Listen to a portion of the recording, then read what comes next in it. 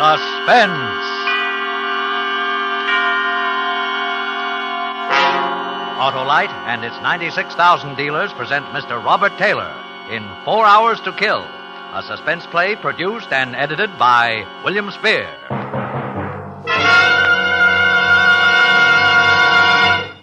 Oh, there, Mr. Wilcox. I am J. Hamhock Macbeth of the Legitimate Theater. I've just been signed to announce a new show. Relax.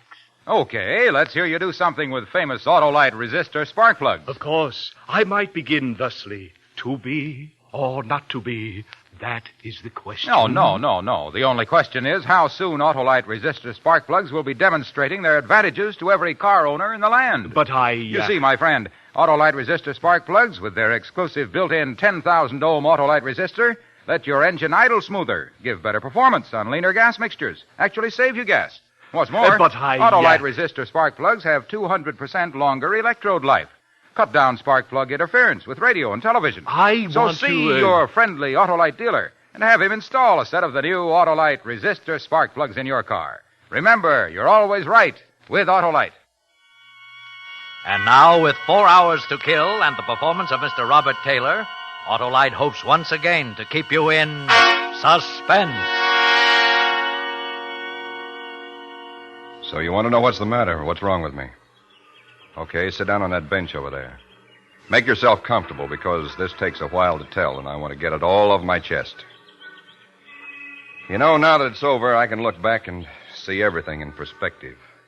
Clear back to the days when my brother Walter and I were kids in Vermont.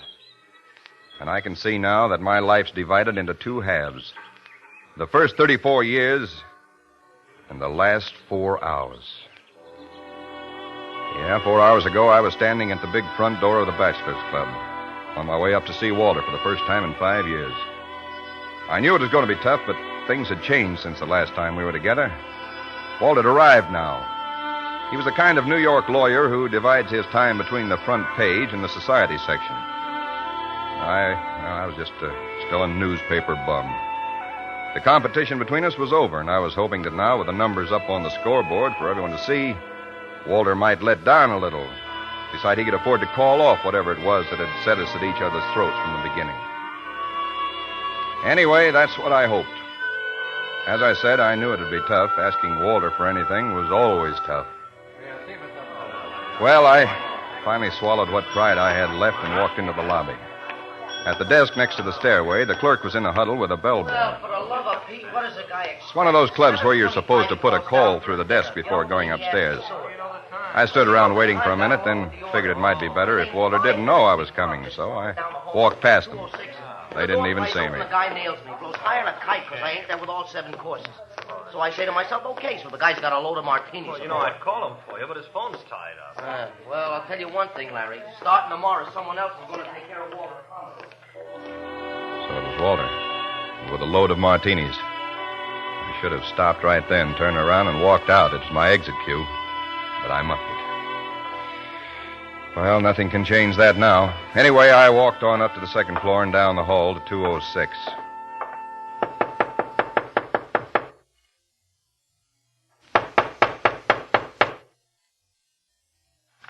Well, it's about time you got here. Well, Oh. Hello, Walter. Theodore. That's right. Big brother Theodore. Well, come on in. You're just in time for dinner. The boy will be up in a minute. No, thanks, Walter. I haven't got too much time. Huh? You mean you're turning down a free meal? Oh, look, let's forget that stuff, shall we? We're grown up now. There's no point. Sure. Now, sit down. No, I won't be too long. Huh? Well, tell me, Ted, how are things on the paper in Buffalo? Okay, I guess.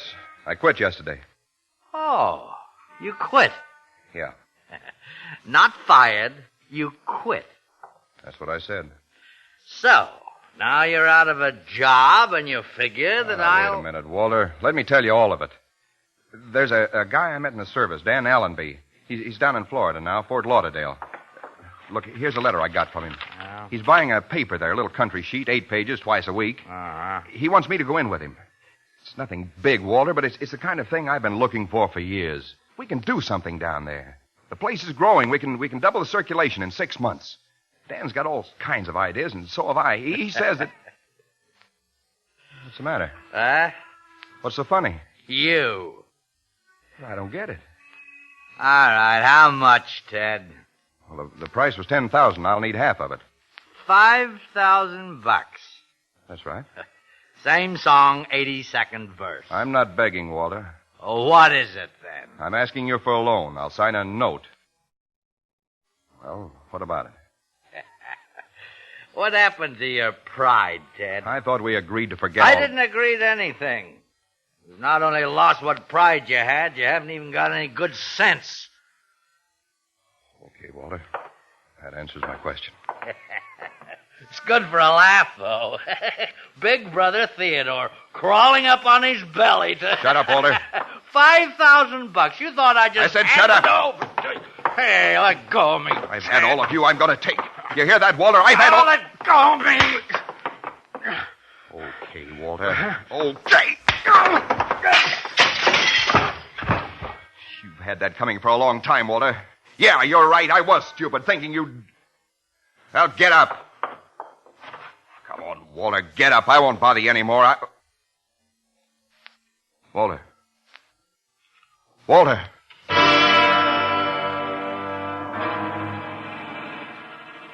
I saw it when I turned him over. A stream of blood oozing out of his right temple where he'd hit his head on the corner of the hearth. No pulse. No breath. Walter was dead.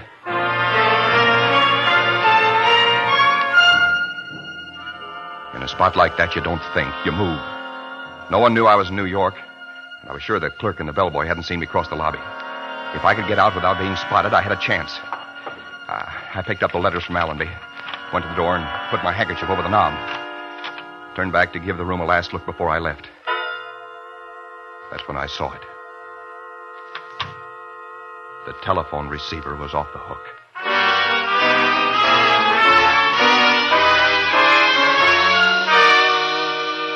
I remember I looked down at it like it was a poisonous snake or something. Started to hang it up, then changed my mind. Hello? Walter? Yeah, this is Walter. Really? Sorry I kept you waiting so long. Wait a minute. Let's have an understanding right now. When I want a good newspaper man, I'll call you. When I want impersonations, I'll go see the floor show at Leon and Eddie's. Now, why don't you call your brother and tell him I'm getting tired of holding this telephone? Oh, who'll I say is calling? He knows. I made that pretty clear just before you barged into his apartment. What makes you think I barged in? Just a guess. Am I warm? Not very. From this end, the dialogue sounded more like a Donnybrook than a pink tea. Well, look, let's not go into... Don't apologize, Theodore. Walter's a Class A heel. He had it coming. Now, go pick him up off the floor or wherever you left him and bring him to the phone. Well, he's out of the apartment right now. Why don't you just give me your name and number and He already has it. I gave it to him a year ago in a moment of weakness. Tell him I'll call him back in an hour or so when he's better able to talk. Hold it a minute. Your dinner, Mr. Pomeroy? Listen, Walter won't be back till late tonight. You'd better call him at his office in the morning. You got that? Yes, but he wanted... Mr. Pomeroy? If I'd had any sense, I'd have given up right then with the bellboy pounding on the door, with that girl on the phone who could send me to the chair with a word. But as I said, in a spot like that, you don't think. Something else takes over. You win there, Mr. Pomeroy? I had to get my hands on that girl. I knew he'd have her number written down somewhere. There was nothing on the telephone stand. Nothing in the drawers but a couple of bridge score pads and some other junk. I wiped the knobs of the handkerchief and turned back to Walter, began searching his pockets. The bellboy was rattling some keys outside when I found it. A little brown, leather-covered book with some names and numbers in it. I jumped toward the door, slid behind it just as it opened. Mr. Pomeroy, I knocked and I thought... Holy cow! Larry! Larry! Larry! The minute he turned the corner, I took off for the back stairway. The pack was beginning to howl up front when I left by the rear door. Still unseen, safe, except for that girl.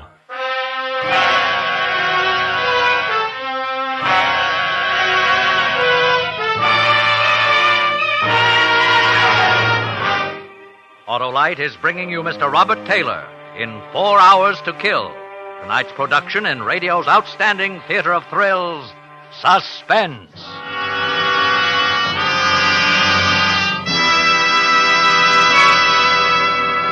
See here, Wilcox, you must let me try again. Okay, Ham-Hock, you're on. Something from Richard, perhaps. I was great as Richard III. Now is the winter of our discontent made glorious summer by... Autolite resistor spark plugs? Now you're cooking, my boy, because Autolite resistor spark plugs do get you started faster when it's cold. They let your engine idle smoother, run better on leaner gas mixtures, actually save you gas. The quality of mercy is not strained. And neither is the quality of Autolite resistor spark plugs. With their exclusive built-in 10,000 ohm Autolite resistor spark plugs give 200% longer electrode life. Reduce spark plug interference with radio and television. Is this a dagger which I see before me? Could be. And the answer to your visibility problems, chum, is Autolite Bullseye Sealed Beam Headlights. A horse, my kingdom. For a horse? Oh, you'll never feel that way, pal, if your car's equipped with wide-gap Autolite resistor spark plugs. So see your friendly Autolite dealer and have him install a set of those wide-gap Autolite resistor spark plugs in your car. Remember, you're always right with Autolite. And now Autolite brings back to our Hollywood soundstage our star, Robert Taylor, in 4 Hours to Kill, a tale well calculated to keep you in suspense. I started across town toward Fifth Avenue, walking slowly, letting the cold night air work on my face. By now, the call was into headquarters, and a prowl car was on the way. In a half hour, the homicide men would be there with the police photographers. By 9, the story would be into the morning papers. They'd be out around midnight. Walter was front-page stuff. And that girl who'd heard it all on the phone, she'd be able to read the headlines. And once she added it up, I was through. I had 4 hours to find her. Then, somehow, somewhere, I knew I had to kill her.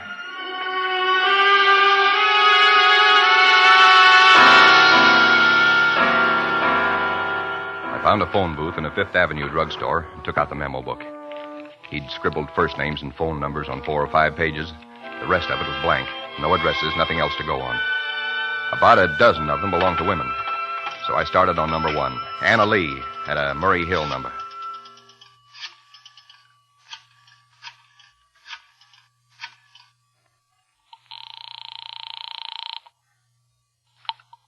Hello? Is this Murray Hill 41121? That's right. Is Joanne there, please? Joanne? I'm sorry, I don't know any Joanne. You must have the wrong number. Are you sure? Well, I guess I'd better check it again. I'm sorry. Now,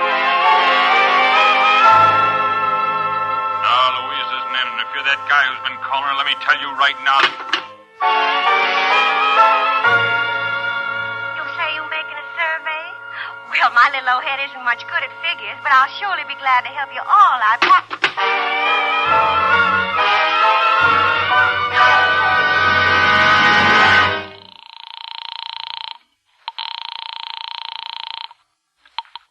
Hello. Is this Maxine? That's right. Who's this? Didn't I talk to you a little while ago? Who? Oh. Don't tell me it's Theodore. Make it Ted, will you? Oh, we're real friendly now. Well, I hope so. I see. And you make a habit of hanging up in people's faces? We were cut off, Angel, and you were so snide about giving me your name, I couldn't call you back. Mm-hmm. So you went out and bought yourself a crystal ball? and when you... No. I just called up every girl in Walter's telephone index until you answered. Why'd you do that? Because I want to see if the girl is as nice as the voice. How do you blush over the phone? Look, why don't you save us both a lot of trouble by telling me where I can meet you? I'd rather keep it this way. I can be pretty persistent. I can be pretty stubborn. One Pomeroy's about all I can cope with at a time. I'm awfully sorry, Theodore, but Wait a minute. What's that music? The radio? No, it's not the radio, and please don't bother me. You're a nice boy, but I'm too busy right now to play games. Look, you've got to at least give me your last name, Maxine. Good night, Theodore. Some other time. But wait. I'm sorry, pal. You forced me to do this. Maxine, wait a minute. Yeah,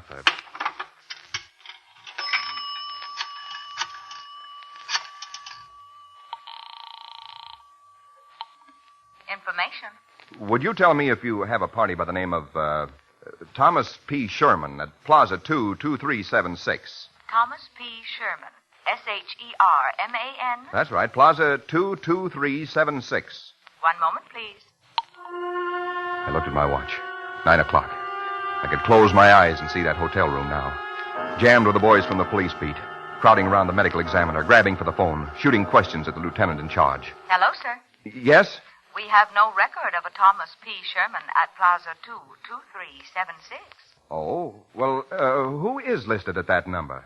I'm sorry, sir. We do not give that information. What about the address of the number? I'm sorry, sir. We do Look, not... I've got to have it, operator. It's very urgent. One moment. I'll connect you with the supervisor. No, skip it. I started to get panicky then. Got a lot of wild ideas about running, grabbing the next plane for anywhere. But I fought it down. I'd been a reporter long enough to know what happens to guys who run. I had to get that girl. I had to. Yeah? You through with a phone? Yeah, go ahead. Oh, thanks, pal. I gotta get a hold of the little woman, you know. The more I explain to her now, the less I'll have to do when I do get home. Boy, they're sure going all out in that Legion parade, ain't they? Yeah. Parade? Excuse me. Yeah, sure. What's the matter? What was that you said about a parade? Legion parade coming up Fifth Avenue. Crosstown traffic is tied up for 2 hours. Coming by here? Yeah, the band is down the street now. Band. That's what I heard. Huh? Nothing. Thanks a lot.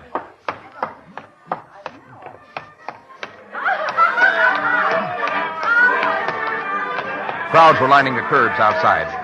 Down the avenue, somewhere around 78th Street, I could hear the band at the head of the parade, marching toward us. The same band I'd heard over her telephone, passing so close it almost covered her voice. She was on a low floor, next to the street, and the band had passed her at exactly 1 minute to 9. I remembered looking at my watch. I stood there and waited for the band. It was a wild idea, but I had a feeling if I figured it carefully, I could come pretty close. I walked the block with the band, then another one to make sure. It took them 1 minute and 20 seconds to cover a block. We hit 84th Street at 16 minutes and 20 seconds past 9. They'd covered exactly 13 blocks since they passed her telephone. That made it somewhere around 71st Street, on a ground floor. An apartment, maybe a residential hotel facing Central Park. I turned and started running back down Fifth Avenue. I was getting close, and there were still 2 hours before the morning papers hit the street.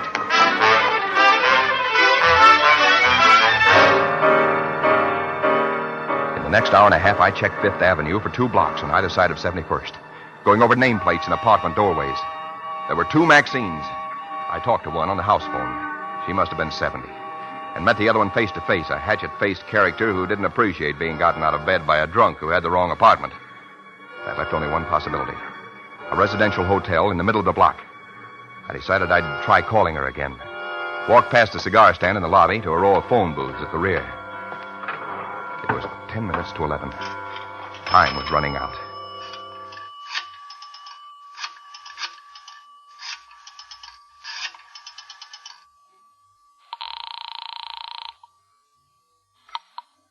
Hello. Hello, Maxine? Here we go again. What is it this time, Theodore? Well, I'm still trying to wear you down. Because you like my voice. Right. You think I'm charming. Practically irresistible. Right. And another thing. What? I think you live in the Grayson Arms on Fifth Avenue. Wrong. I live on the other side of town. Wait now. Be honest with me, Angel. Now, hold it a second, will you? She was lying. She knew what it was all about and was playing with me. The panic came back. I looked across the marble floor of the lobby toward the cigar stand. A customer was standing there. A girl had appeared behind the counter to wait on him. Then he left and another guy came in. My heart stopped. It was the distributor with a bundle of morning papers. Hi, Eddie. Hiya. About ready to fold? Mm-hmm. Leave him on the counter. Okay. Night. Night. My mind was paralyzed. It didn't sink in. Not even when I saw the girl turn away and pick up the phone. Now, let's see. Where were we, Theodore? You were stringing me along about living on the other side of town. Listen, Maxine, you've got to... Hello? Ted, are you there? Yeah. Sorry. Maxine, have you got the time? Oh, just a second. I saw the girl put down the phone, hold her watch up toward the light. 5 to 11. When are you through work? Right now. Wait. How'd you know I was working? Stay put for a minute, and I'll tell you. Ted. Ted, what do you mean, stay put a minute? Hello. I'll be right with you, sir. Hang on, Ted. Yes, sir. Package of those, huh? Yes, sir. $18.25. Thanks. Anything else? That's up to you. Oh, now look. Wait a Ted. minute. I told you I was the persistent type. Why? You're Ted. Disappointed? Oh, not exactly. How did you find I was calling from the booth over there. But how did you find this place? My crystal ball. Oh, you ought to get yourself a booth at the county fair. You'd make a fortune. It's only a sideline. Do you really live across town? Worst-looking brownstone on 75th. But it's home. Good, then I can walk you home. Walter won't like this. He won't mind. Okay, Theodore, I'm whipped. Let me lock up and get my things. I'll be with you in a minute.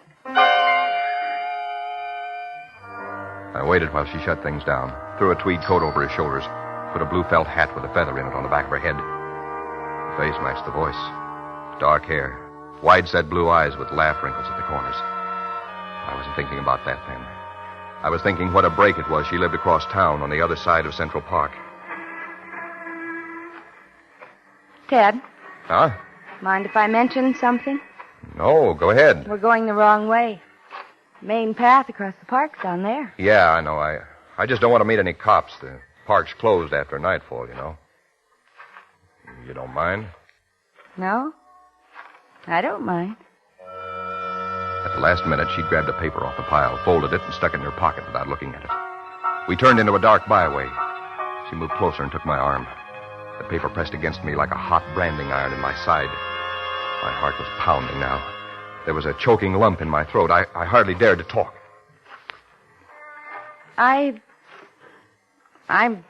sorry I gave you such a bad time tonight, Ted. Forget it. I guess I thought you'd be different. More like your brother. Why are we stopping? Why did you do it? What do you mean? You can let your hair down. Walter can't hear us. Why did I do what? You mean you do this every night? Huh?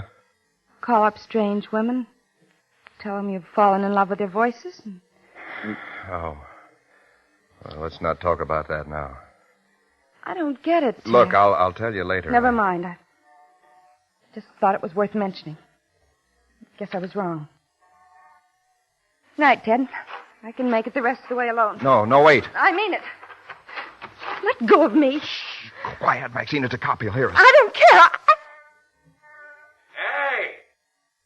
Anyone up there? I held her tight, my lips hard against hers. I heard the cop walk by on the main path 50 feet away. There in that dark byway, I could have done it. 10 seconds, maybe 20, and it'll be over. I'd be free. But I discovered something else. As I felt her respond, felt her arms tighten around me. I said it before, back in that room with Walter's body at my feet. I stopped thinking. Something else took over. I was like an animal, fighting for life, going on nerve and instinct. But there in that black pathway in the park, I began to think again like a human being. And I knew that whatever it is that's born into a murderer wasn't in me. That, love her or hate her, I could no more murder this girl in cold blood than I could fly to the moon.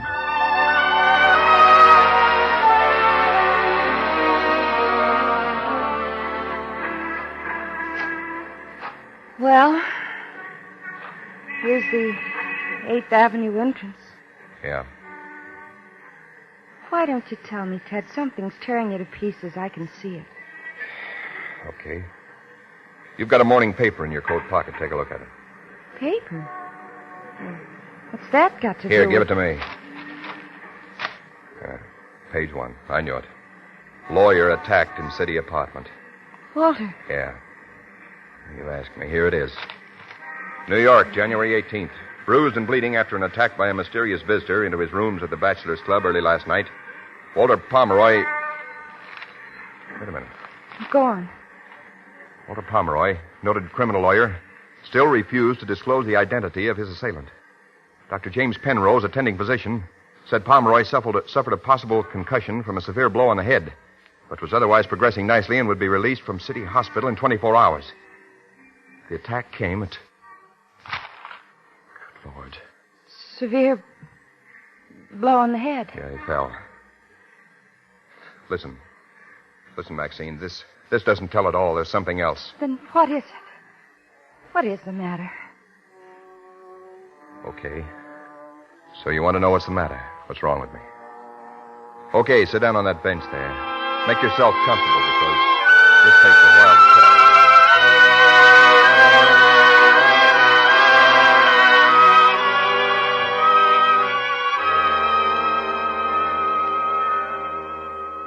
And that's it. That's what's wrong.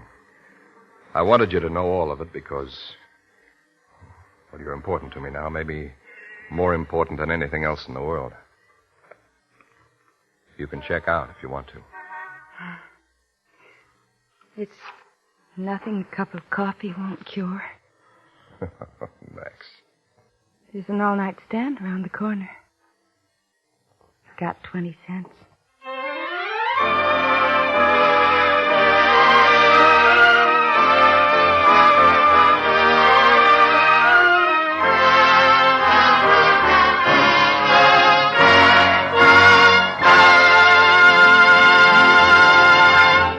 Suspense, presented by Autolite.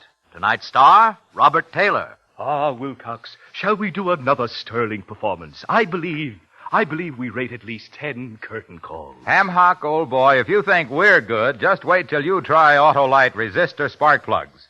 They're the unbeatable performers of the spark plug field. And they're only one of more than 400 products made by Autolite for cars, trucks, planes, and boats in 28 plants coast to coast. These include complete electrical systems used as original equipment in many makes of America's finest cars.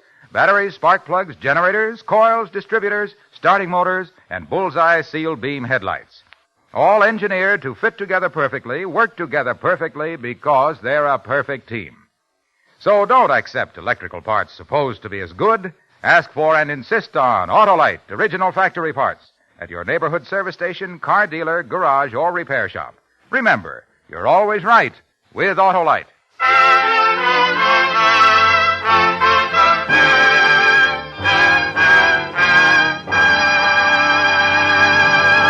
Next Thursday for Suspense, William Powell will be our star. The play is called The Escape of Lacey Abbott. And it is, as we say, A tale well calculated to keep you in suspense.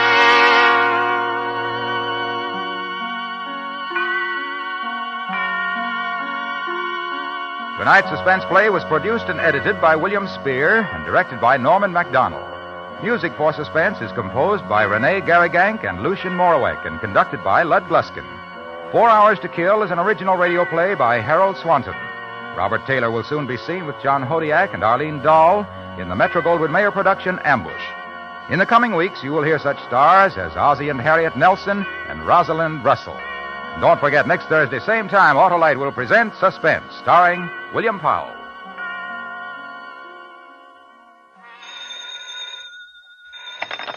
You can buy Autolite resistor or regular spark plugs, Autolite stay-full batteries, Autolite electrical parts at your neighborhood Autolite dealers. Switch to Autolite. Good night.